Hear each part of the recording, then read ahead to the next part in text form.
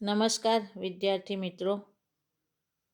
ધોરણ 10 વિષય સંસ્કૃત, અભ્યાસ 5 સમાસ પરિચય, ભાગ 6. આજે આપણે ઉપપદ તત્પુરુષ સમાસ શીખીશું.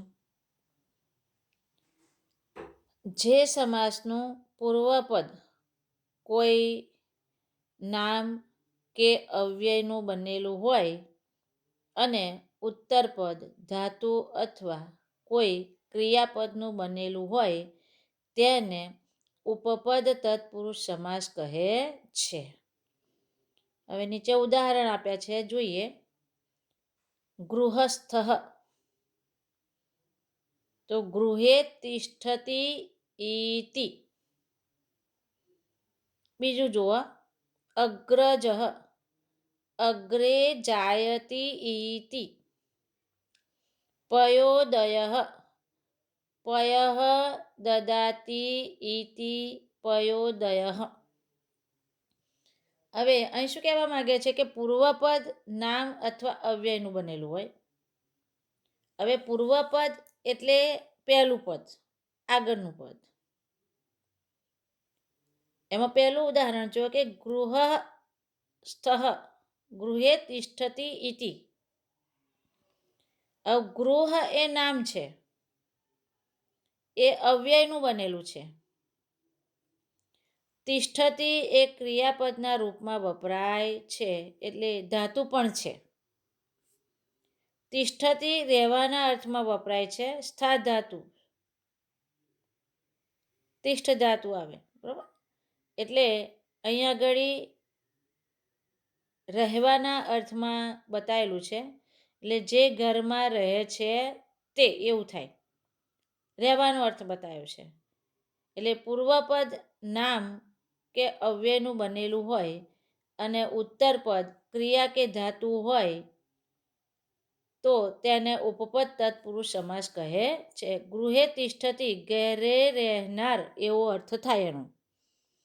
ગૃહ એ નામપદ છે અને તિષ્ઠતિ એ ઉત્તરપદ ક્રિયાપદ છે. હવે બીજું ઉદાહરણ જોઈએ. અગ્રજ, આગળ જન્મનાર.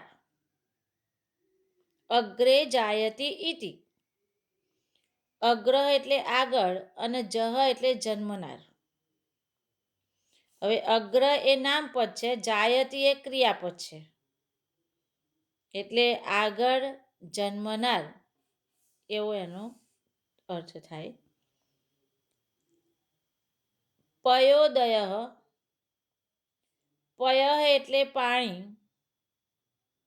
અને દયઃ એટલે દેનાર, પાણી આપનાર એવું થાય, પાણી દેનાર. એ પયઃ એટલે પાણી ને દદાતી એટલે દેવું, આપવું. બીજો અર્થ પયઃ એટલે દૂધ પણ થાય છે. એટલે પયઃ પાણી અને દયઃ એટલે આપનાર. આ બધામાં જોઈએ તો પૂર્વપદમાં નામપદ અને અવ્યય હોય, ઉત્તરપદમાં ક્રિયા હોય કે કોઈ ધાતુ હોય, તો ધાતુ એટલે આપણે જોયું કે પહેલામાં ગૃહે તિષ્ઠતિ ઇતિ, એમાં સ્થા ધાતુ હોય તો ક્રિયા શું થઈ જાય, તો તિષ્ઠતિ થાય. તો અહીંયા અગ્રે છે એ નામ અગ્રે આપ્યું છે, અવ્યય પણ કહી શકાય. જાયતે એ ક્રિયા છે, ઉત્તરપદમાં ક્રિયા છે. એટલે પૂર્વપદ પયઃ નામપદ છે, દદાતી એ ક્રિયાપદ છે. એટલે આને આધારે આપણે કહી શકીએ કે ઉપપદ તત્પુરુષ છે. એટલે ફરીથી જોઈએ કે સમાસનું પૂર્વપદ કોઈ નામ કે અવ્યયનું બનેલું હોય, ઉત્તરપદ કોઈ ધાતુ હોય અથવા તો ક્રિયાપદ હોય તો એને ઉપપદ તત્પુરુષ કહેવાય છે. બીજો સમાસ જોઈએ, દ્વિગુ સમાસ. જે સમાસનો પહેલો અક્ષર સંખ્યાવાચક હોય તેને દ્વિગુ સમાસ કહે છે. દાખલા તરીકે જુઓ, નવરાત્રમ. નવાનામ રાત્રિણામ સમાહારઃ, નવરાત્રિઓનો સમૂહ એવું થાય અર્થ. હવે અહીંયા આગળ શું કહે છે કે દ્વિગુ સમાસ એ ક્યારે થાય કે પહેલો અક્ષર સંખ્યાવાચક શબ્દ બતાવતો હોય ત્યારે દ્વિગુ સમાસ કહેવાય છે. આમ તો આપણે બહુ પૂછાતો હોતો નથી. હવે અવ્યયભાવ સમાસ આપણે ભાગ 7માં જોઈશું.